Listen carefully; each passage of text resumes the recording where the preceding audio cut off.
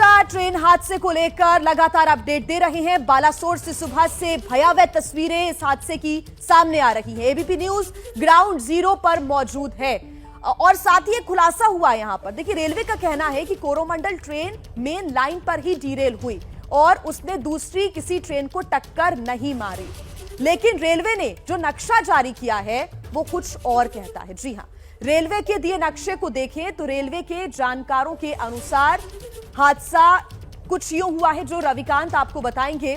वो जो नक्शा जारी किया है, रविकांत, ये वो नक्शा जारी किया गया है। दर्शकों को आप बताइए इस पूरे नक्शे के बारे में। देखिए, ये जो नक्शा है इसमें सबसे पहले आप देखिए दिशा, हावड़ा की वो दिशा है और मद्रास की वो दिशा है। अब ये तीन इसमें लाइन दिख रही है, एक लाइन, दो लाइन और ये कॉमन लूप।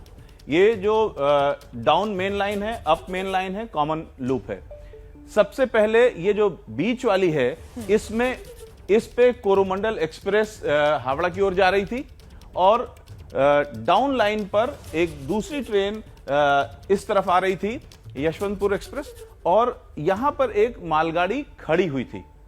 अब जब ये ट्रेन यहां से आई तो एक महत्वपूर्ण जो खबर है वो जानने की बात है कि यहां पर एक स्टार दिख रहा है। इस स्टार का मतलब है कि यहां पर सिग्नल था, ये सिग्नल दिया गया था। जब ये ट्रेन इधर से आई तो चूंकि सिग्नल दिया हुआ था तो ये अपनी फुल स्पीड से आ रही थी, 125 किलोमीटर प्रति घंटे की रफ्तार से। यहां पर एक कैची होती है, जहां पर ये तीर का निशान आप देख रहे हैं, एक तीर का निशान के साथ एक लकीर है जो इस लाइन से इस लाइन को जोड़ती है। ये कैची बंद होनी चाहिए थी क्योंकि सिग्नल दिया हुआ है। ये ट्रेन सीधी निकल जाती अगर ये कैची बंद होती। चूंकि सिग्नल तो दे दिया गया लेकिन कैची खुली रह गई और ये कैची इस लूप लाइन की ओर इशारा कर रही थी, यानी इधर की ओर रेलवे लाइन को ले जा रही थी। ऑटोमेटिकली ये सिग्नल देख करके ये फुल स्पीड पर ट्रेन आई, लेकिन कैची इधर की ओर होने की वजह से ट्रेन इस लूप लाइन में चली गई। लूप लाइन में जब गई तो यहां पर एक पहले से गाड़ी खड़ी थी, मालगाड़ी, और वो 125 किलोमीटर की रफ्तार से जाकर के मालगाड़ी टकरा गई। बिल्कुल। और दर्शक देखिए, आसानी से इसको और समझ सके, ग्राफिक्स के जरिए रविकांत, मैं चाहूंगी कि आप बताएं कि जिस कैची का आप जिक्र कर रहे हैं, एनिमेशन के जरिए आप बताएं कि कैसे वहां से कोरोमंडल एक्सप्रेस आती है, कैची खुली रहती है तो वो कॉमन लूप पे चली जाती है।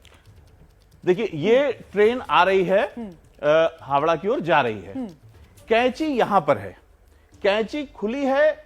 इस टर्म का हम इस्तेमाल कर रहे हैं कि कैची का मतलब है ये इस लूप लाइन में ले जाने के लिए जो पटरी है वो जुड़ी हुई है, और जो भी ट्रेन उधर से आएगी वो सीधे ना जा करके लूप लाइन में चली जाएगी। तो यहां पर कहीं सिग्नल था, सिग्नल दिया हुआ था, ये ट्रेन आगे आई। अब इसके आगे का जो एनिमेशन है वो हम आपको दिखाएंगे। इसके बाद क्या हुआ, ये गाड़ी आई और इस लूप लाइन में आ गई।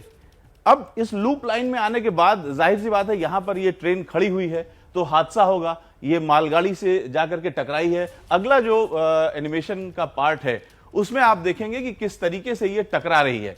ये जब टकराई है तो इस मालगाड़ी से टकराते हुए इसके सारे जो कोचेस हैं वो डिरेल हो गए, और पीछे का जो हिस्सा है, पीछे के जो 3 डिब्बे हैं वो उस तरफ पलट गए या उछल गए होंगे। तो ये जब उछले हैं तो आप देख रहे हैं कि जिस समय, जिस पॉइंट ऑफ टाइम पे ये उछल रहे हैं उसी समय वो गाड़ी पास हो रही है और लगभग पूरी गाड़ी पास हो चुकी है। सिर्फ 2 आखिरी के जो डिब्बे हैं उनसे ये 3 डिब्बे जाकर के टकराए। और हम आपको बता दें कि हादसा क्यों इतना गंभीर हुआ। ये जो 2 डिब्बे हैं पास होती हुई ट्रेन के, उसमें वो जनरल कोचेस थे, उसमें ठसाठस लोग भरे थे। जो हावड़ा की ओर कोरोमंडल जा रही थी उसके जो पिछले 3 डिब्बे थे वो भी जनरल थे, उसमें भी ठसाठस लोग भरे थे। तो ये जो 5 डिब्बे हैं ये बुरी तरीके से टकराए हैं, जिसमें जो सवार लोग थे ज्यादातर की मृत्यु हुई है। और ये ट्रेन जो हादसा हुआ है वो उसमें कुल 24 डिब्बों की ये गाड़ी थी जो कोरोमंडल गाड़ी थी। उसके 21 डिब्बे डिरेल हो गए, बाकी के जो 3 डिब्बे थे वो उस तरफ डाउन लाइन पे पलट गए, तो 5 डिब्बे पूरी तरह क्षतिग्रस्त हो गए। और चूंकि हादसा 125 किलोमीटर की रफ्तार से हुआ तो मोमेंटम काफी ज्यादा था, तो नतीजा सभी कोचेस में हादसा हुआ। जो चूक है वो यहां पर हो गई, एक जो छोटी सी लापरवाही जो केची का आप जिक्र कर रहे हैं, एक बार फिर से अपने दर्शकों को हम वो एनिमेशन दिखा देते हैं जिस केची का आप जिक्र कर रहे हैं। आप एक बार फिर से बताइएगा कि कैसे वो एक छोटी सी चूक ये 3 ट्रेनों से आपस में टकरा जाती है, मालगाड़ी से वो ट्रेन टकराती है और 288 लोगों की जान चली गई। डेथ टोल और बढ़ सकता है जैसे कि खबरें भी आ रही हैं। एक बार फिर आप इसको समझाएं एनिमेशन को। देखिए, कैंची जो है वो उसमें चूक होना ये अक्षम्य अपराध है। ये इसको किसी भी तरीके से ये कल्पना नहीं की जा सकती है कि इतनी बड़ी लापरवाही हो सकती है, क्योंकि कैंची ही निर्धारित करती है कि रेल किस दिशा में जाएगी, क्योंकि कई पटरियां होती हैं, एक दूसरे से इंटरलिंक होती हैं, अपनी अपनी जगहों पे जाने के लिए वो गाड़ियां चेंज की जाती हैं, पटरी चेंज की जाती है। स्टीयरिंग नहीं होता है इंजन के अंदर जब लोको पायलट चला रहे हैं, तो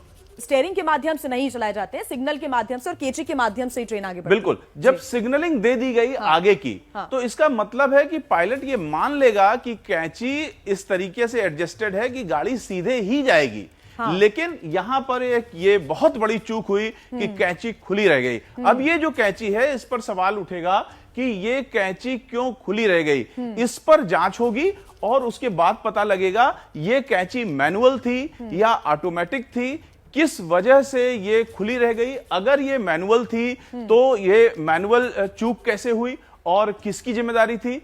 अगर ये टेक्निकल थी और ऑटोमेटिक थी, तो अगर ऑटोमेटिक थी तो फिर कौन सा ऐसा एरर था जिसकी वजह से ये हुआ हादसा। दूसरी बात, कवच की बात हो रही है, तो कवच की बात हम दर्शकों को अच्छी तरह समझा दें कि जो कवच है वो सिर्फ गाड़ी में नहीं होता है, वो पटरियों में भी होता है। क्योंकि यहां की जो पटरियां हैं उसमें कवच नहीं था, इसलिए एक तो कोरोमंडल में भी गाड़ी में ट्रेन में भी नहीं था। अगर कोई ऐसी ट्रेन आती जिसमें कवच होता भी, लेकिन चूंकि पटरियों पर कवच का सिस्टम नहीं लगा है, तो यह हादसा तब भी संभव था, क्योंकि कवच तभी काम करता है जब उसके जो डिवाइस हैं वो पटरियों पर भी लगे हों। यानी गाड़ी में लगे कवच का आधा सिस्टम और बाकी का सिस्टम मिल करके काम करता है। तो एंटी कॉलिजन सिस्टम के बारे में रविकांत आपसे मैं एक छोटी सी इंफॉर्मेशन चाहूंगी कि अगर ट्रैक पे भी लगा हुआ है और अगर ट्रेन में भी लगा हुआ है, तो इसमें भी 1-2 किलोमीटर का फर्क होना चाहिए, तब वो शायद आगाह कर पाएगा कि आगे कुछ डैमेज है ट्रैक, तो आप आगे ना बढ़ें। इसमें क्या एंटी कॉलिजन सिस्टम काम करता अगर लगा होता? तो अगर इसमें एंटी कॉलिजन सिस्टम लगा होता तब ये काम करता, क्योंकि वो सारे पॉइंट्स जहां जहां हादसे हो सकते हैं वो सारा उसमें डेटा लगातार मिलता रहता है। अच्छा। तो कैंची खुली है ये कवच में पता लग जाता, एंटी कोलिजन डिवाइस में पता लग जाता कि आगे कवच खुला है, उसको डेटा ऑटोमेटिकली मिलता रहता। चूंकि कवच नहीं लगा था इसलिए वो पूरा फेल हो गया।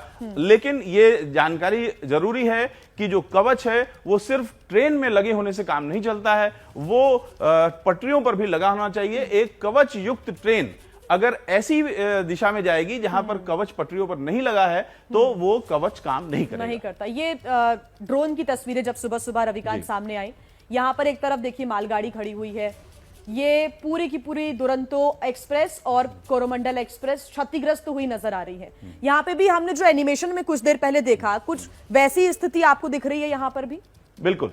तो अब इसमें वो वाला कॉमन लूप कहेंगे उसको हम, जहां पे मालगाड़ी खड़ी हुई। जी, ये मालगाड़ी है, ये बीच का हिस्सा है और यहां से ट्रेन आ रही थी या ये जा रही थी। अगर हावड़ा का दिशा अगर उधर है तो ये बीच में ट्रेन जा रही है, उधर से पास हो रही है।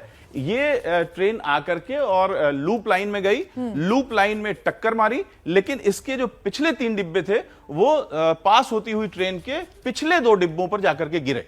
और चूंकि वो ट्रेन भी चल रही थी, वो ट्रेन भी स्पीड में थी और ये ट्रेन भी स्पीड में थी और 125 किलोमीटर पर घंटे की रफ्तार से जाहिर टक्कर सी हुई बात है। है, इसी वजह तो से इतना भयावह यह हादसा हुआ है। देखिए रविकांत ने जो तमाम बातें हमें बताई हैं और एबीपी न्यूज ने यह बड़ा खुलासा किया है, आपको समझाने की कोशिश भी की है कि एनिमेशन के माध्यम से कैसे वो हादसा हुआ होगा, वो आपने देखा।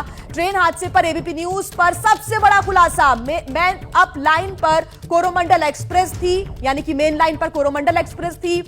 कोरोमंडल एक्सप्रेस को ग्रीन सिग्नल मिला था और ग्रीन सिग्नल पर भी कोरोमंडल लूप लाइन पर चलेगी, क्योंकि जो केची का जिक्र हम कर रहे हैं वो केची खुली हुई थी और उस